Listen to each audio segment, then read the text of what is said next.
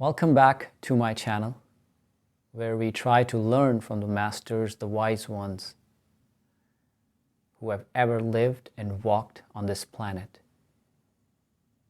with a simple goal in mind to transform the quality of our lives, and also in that process have a deeper, meaningful impact on people around us, on communities around us.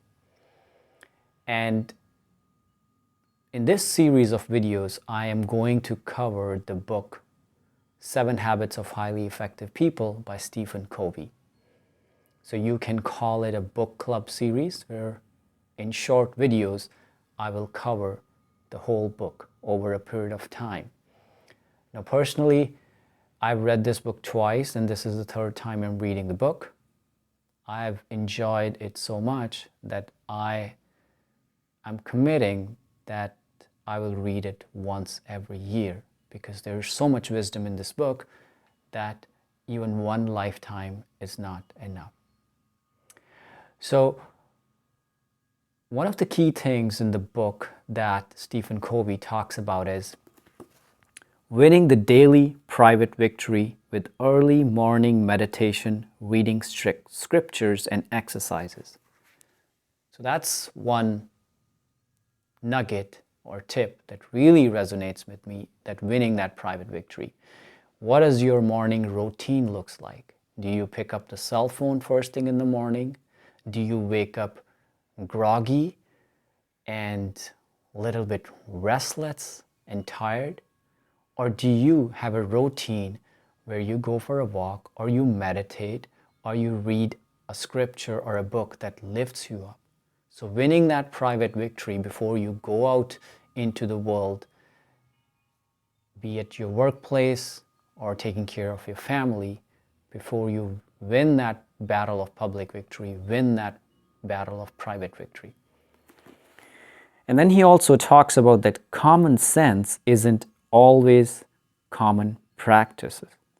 So that's why Stephen Covey devoted his life to practice these habits, which we will talk about later, and then also sharing that message with people, so that the more people learn and apply this common practices, they can transform their life, and then it shapes our world in a much more positive way.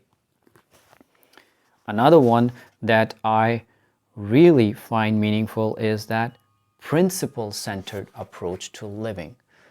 So having principles in life, and which he talks about that the change that happens in life is constant. Life is all about change, and especially as we advance with technology much more, the pace of change is going to become more and more faster.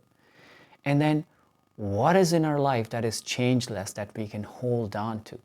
And those are going to be our principles, our lighthouses, our concepts and fundamental truths about life.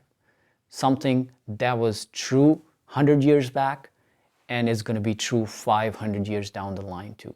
So we're going to look at those principles so that we always have those principles to latch on to, no matter how fast the change is around us. And we'll talk more about that in the next videos. And then his family talks about that his enthusiasm was contagious, and he taught us to live with a carpe diem, seize the day mentality, and to suck the marrow out of life. So it's very powerful, carpe diem, seize the day mentality, and to suck the marrow out of life.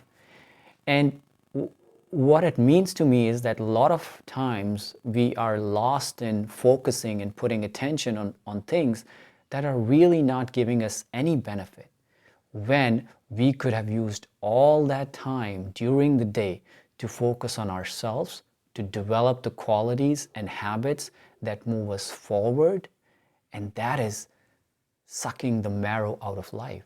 Life is working for us or against us. It all depends on how we approach it. What qualities, what habits we develop. So it can work against us or it can work for us. And his family also mentioned that he remained humbled and unaffected by his fame. And it's talked a lot in the book that he remained very humbled, saying that even though he has practiced these habits for his life, he continues to practice them, and it's a work in progress.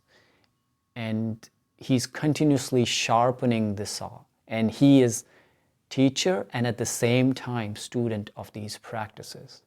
And so that gave him a lot of humility, and he remained unaffected by fame. And I think what reminds me, a lot of time in my youth and even now, there's an attraction of fame. You know, when I do certain thing, am I grabbing somebody's attention? What do people say about me? And I have to be very careful to not make an act or an endeavor which I'm trying to accomplish as something that is for seeking fame, or it's much more pure than that, that it is a selfless act which is enabling for me and others as well, and not more so about fame, because fame is something which is tricky and something that can be taken away from us, like we talk about change. You know, anything outside us is subject to change, you know, be our bodies, be our relationships, be our money, but the core principle and values and the qualities that we develop, that is something that becomes changeless if we keep on practicing them, right? So I will pause here, and what I will do is that I'll continue every few days to post videos about this book so that we can cover the deep nuggets of wisdom from this book and learn as much as possible. And if you love the content, please like and share and spread the word. And as always, love, peace, and health. Thank you.